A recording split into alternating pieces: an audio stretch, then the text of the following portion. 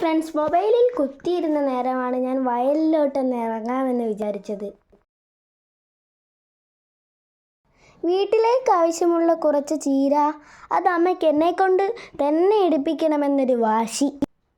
അങ്ങനെ ഞങ്ങൾ അച്ചാച്ചൻ്റെ വയലിലേക്ക് പോയി.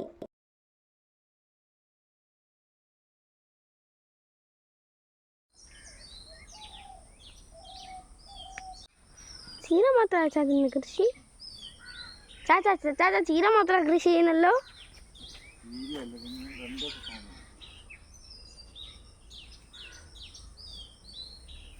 അച്ചാച്ചൻ കൃഷി ചെയ്തെല്ലാം ഞങ്ങൾക്ക് കാണിച്ചു തരണ.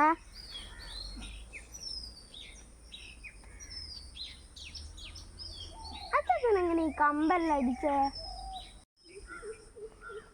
ആ ചളിയിൽ കൂടെ പോവാൻ. അങ്ങനെ ചീരയും കൊണ്ട് വീട്ടിലേക്ക്.